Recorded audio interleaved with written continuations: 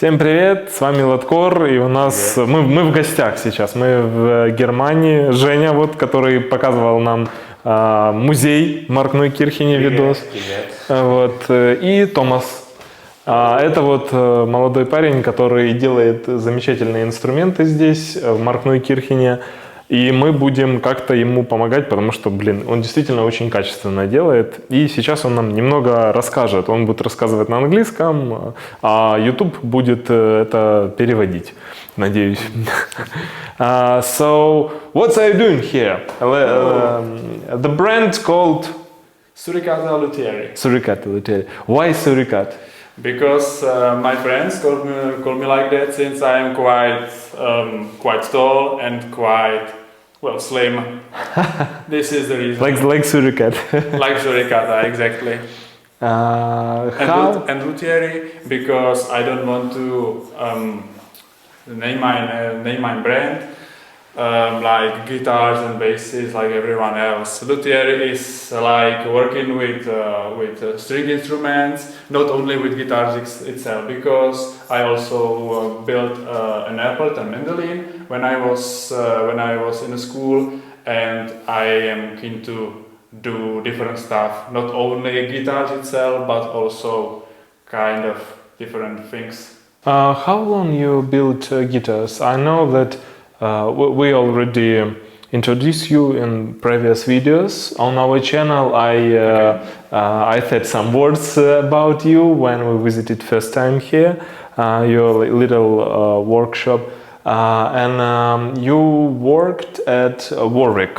Yeah. How long you worked there? Well, it's a little bit longer story. It's not only Warwick itself. Okay. It started everything in high school when I built the guitars, acoustic ones, and it was a 4 years long studium, and it ended up in 2018, I believe. Yes, 2018. And afterwards, because I had this school, I was working for a job which produced guitars, of course. Mm-hmm. And this is how I found Warwick. So I started working with them in 2019. And I started with ascending. And after like year or so, I started being more active. I tried the new jobs, new works, the new position in the company. And after like 3-4 years, I learned basically everything there, usually by myself, because I was kind of staying a little bit longer in the work sometimes. And I learned the things by myself, and then when I realized that I can push the things even farther than in mass production, I started experimenting and building my own instruments. What the special things in your guitar, like know-how, can you show us? Paul Smith has 25 scale and some arch top. Yeah. What do you have on your guitars? Well, I have different scales. You can choose whatever you want. It can be 1 meter long. It doesn't matter to me. It's most special things I've invented. For example, this one isn't finished yet, but even though I can show you already. And the thing is, for example, that on the headstock, I got this in a laser, and it means that you can clearly see that the truss rod cover is literally the piece of the wood which was there. It was just cut out, and now it's replaced back in its position. And with the nut itself, with the screw, it looks like one clear piece. Well, this is the one thing I can talk about. Another things which I also did in Warwick, but with a different style, was some custom shop lightnings. Like this one, for example. I don't know how well you can see this, since here's a lot of light. Maybe we should turn something off. Should I? Like a little bit fancy, but it's really works, I believe, for show show guitars. Yes, of course. Of course, it's for stage playing, but for the player and for the audience. I think How the scale of this guitar? This guitar has 26.5 inches, so it's 673 millimeters. It has 22 frets, and the nut is 48 millimeters wide. The nut is from carbon, will be from carbon. Carbon. It's one of the beautiful work with the frets. Очень круто сделанные лады. У меня очень много клиентов, которые беспокоятся о том, что там лады торчат, или они просто идеально сделаны. Ну, это просто супер. The frets are rounded to make the player more, to make it more comfortable for the player. It's a poplar barrel top. Exactly. It's volume. It's tone knob. Yes. With push-pull. Yes. It's for light. Yes. It's three position. Three-way pickup selector. Yes. Yeah. And what kind of fretboard here? This is Brazilian kingfoot. It's kind of sort of palisander wood. Okay. Important, this isn't Brazilian rosewood, the real one. No, this is more usual kind of palisander. I heard about that. It's like Paul Smith in their private stock high quality guitars. They use these woods, and it's like top veneer. Yes. Veneer to make in matched headstock. Did you make this logo yourself? Yes. The logo was also made in my laser machine. Since it's so tiny, it's not possible to do this with the hands. And what's on the back? Yeah. It's really thick. Really thick top. Because almost like body. Yes. It's because I wanted to install the LEDs more deeper in the body, so it makes more light.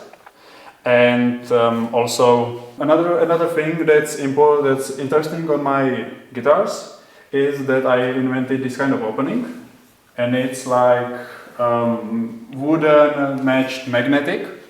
And in this place, if you push with your finger, you can open it without needing a screwdriver. And this is complete same thing, same mechanism. And this is the way how you can open it. Could you tell us, please, about the battery charger? So yes. we don't need to open a cover, just to put the wire here. Exactly. That's another thing. There is a 9-volt battery for the pickup, since it's active, of course. But these batteries are Samsung 3.7 volt batteries, special ones. And these are for LEDs, and I use them because they can absorb a lot of electricity, so they can support the LEDs for a very long time. And because they are rechargeable, you can either put a charger here. You can charge it literally like a phone. Or if you don't have time, you are in haste, you have to remove the battery, you can open it, you can exchange the battery and just put another one. Yes. Okay. So there are two options how to deal with this issue. And could you tell us, please, which material do you use for neck? So I see it's like mahogany. Mahogany. Yeah? Well, this is mahogany, sapele. And it's like ash. Yes, this is a European flamed ash. For the backside is European ash. Посмотрите, он выглядит как будто клен, ну то есть прям волнистый ясень получается. Он такой своеобразный, действительно. Schaller. Yes. And it's serial. Serial is 002. This is second instrument with official serial number.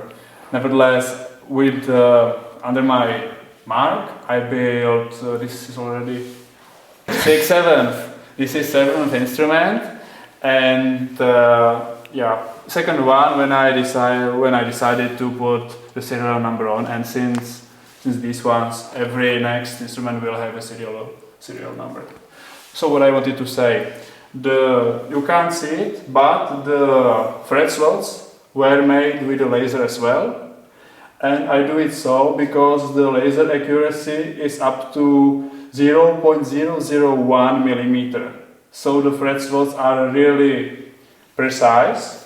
I can adjust the fret slots brightness as I need. It's very important for me as a guitar builder since some woods. So fretboards like, for example, maple, which is very soft, I make the fret slot tighter so the fret holds in better.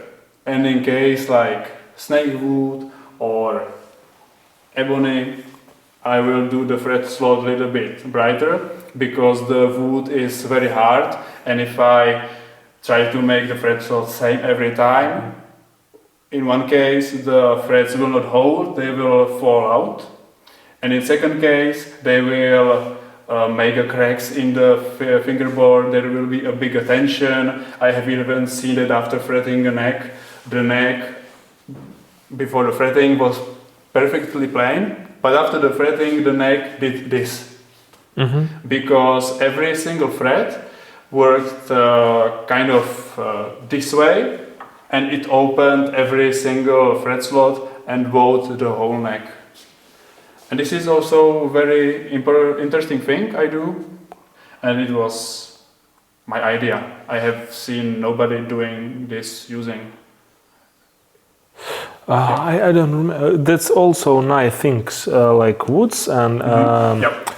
This how this called? This is a poplar burl with live edge, as you can see here, and inside is an epoxy with some glitter, black and greenish color, and it's sparkle. And it's a great balance instrument, yeah. Yeah. If it's a light body, you have to find some heavier neck. Yes. So you are making you are going this way. I'm of course trying to balance the instrument, since I know especially long scale basses have this problem because they have very long neck. Yeah, the neck stock is heavy this. and neck is falling down exactly, and this isn't comfortable for playing. On this particular model, I exactly tried to avoid this, even though it's just a guitar, a little bit longer scale, yes, but it's still guitar, but I tried to move the bridge backwards to make the neck like a little bit shorter, but the scale is still same. This is the reason why here is such a kind of big cutout, to make sure that the player can play also these positions quite comfortably. I have to know how to work efficiently. I can do the highest quality job. The way I use the machines isn't like just to make everything faster, but more messy. It requires skill to work with them if you don't want to hurt yourself and if you want to do a good job, because if you just cut wrong with a knife, you can always, you have it under the control. But if this thing slips, it's lost sometimes. For example, and it's also visible on my videos I make. If you, for example, are working on the neck, let's say here, for example, and you work with a knife, you can manipulate with a knife very precisely, and you can't do anything wrong basically. But if this slips once, you will damage whole corner here, and it will be visible forever. So it's very important to work precisely with these power tools. Can I say from my side, so my opinion, мое мнение. Смотрите, ребята, он все говорит правильно, очень важно иметь хорошие инструменты, это помогает нам делать быструю работу, но он скромный парень, но не сказал самое важное. Так как я тоже, немножко в теме в этой, Со своей стороны я могу сказать, что когда человек работает на каком-то крупном производстве, да, мастером, он делает каждый день одинаковую работу или меняет эту работу, но он делает тысячи инструментов. То есть он за год может сделать, если это там серийный инструмент, это будет 1000 неков, даже иногда 3000 неков. Ну хорошо, предположим, не он один делает, но он их сделает сотни. За несколько лет он их сделает 1000. То есть, когда мастер начинает строить сам инструмент, да, вот инструмент за инструментом, но он не может сразу набить так руку, да, то есть он не может сделать 1000 инструментов, это ему понадобится там, не знаю, 10 лет, там, да, пока он будет начинать. Томаш, он сделал очень много инструментов, да, когда ты работаешь на серийном производстве, и это дает тебе вот этот опыт, это чувство, вот как работать с инструментами и как это делать быстро, потому что когда ты работаешь вот профессионально, да, ты этим зарабатываешь деньги, работаешь там на фабрике, а те требуют не просто точно выполнять свою работу, но делать это экстремально быстро. То есть ты должен это делать, ну просто вот там за считанные минуты какую-то. Потому что у тебя много заказов у завода. Да, у тебя, и ты это делаешь каждый день, ты хочешь этого или нет, ты научишься это делать быстро, и я думаю, что это основная причина, почему он делает быстрые инструменты, потому что у него есть большой опыт, вы не смотрите, что тут там несколько, да, там инструментов, то есть через его руки прошло там 1000 инструментов, то есть он сделал 1000 инструментов.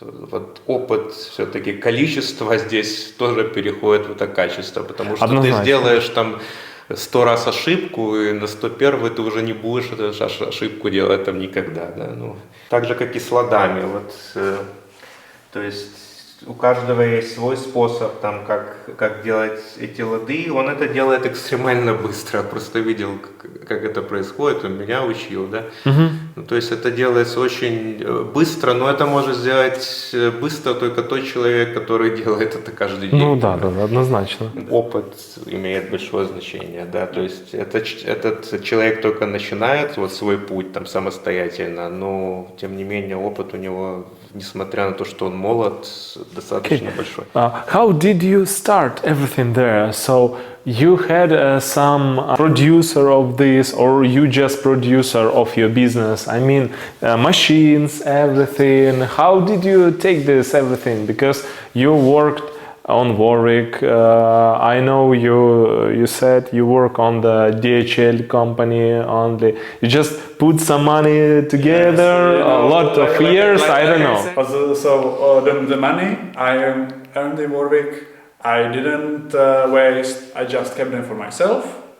And when I decided that I want to separate and that I want to start producing on my own, I decided to invest some money, and this is why I was capable of buying this. All these things you can see. How long it took from you? It took around 4 years? Well, 4 or 5? Actually way more, since I had the school. So I am building guitars since 15, and now I'm 26. So I am working on this thing 11 years actually already, but the most important years were last 2 years. Mm-hmm. How long you worked on Warwick? It was 2, 3, 5 years? Over 5 years. Over 5 years, yes. There. Yes. The first year was just standing in a box, sending bodies, sending necks, doing nothing else. But when Corona came, I moved to Germany over borders because I am from Czechia, I lived there. I decided to leave my country and move to Germany. Mm-hmm. And when the borders were closed, for example, and in company were missing people because they were closed in Czechia, I started being more active and doing more and more.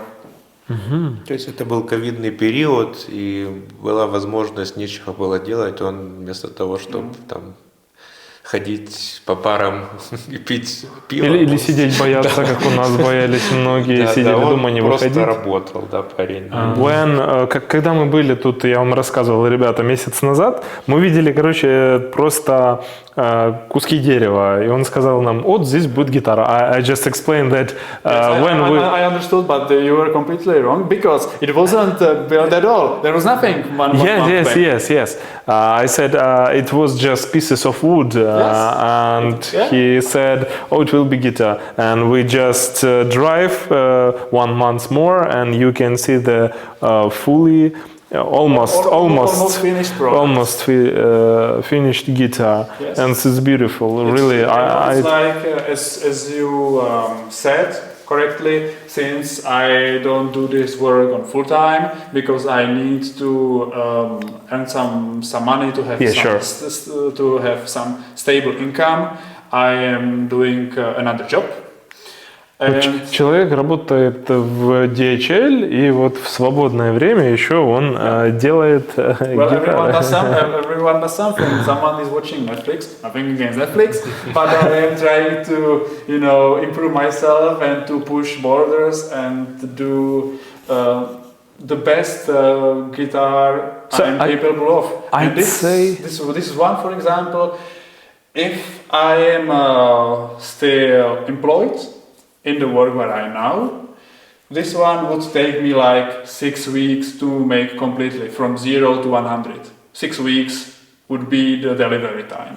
And if I am fully just in this work, I think 1 week and it would be done. Maybe more, because in this particular case, just drying of the epoxy, it takes like 4 days. So you just you have to wait. Yes. So it's not like 1 week.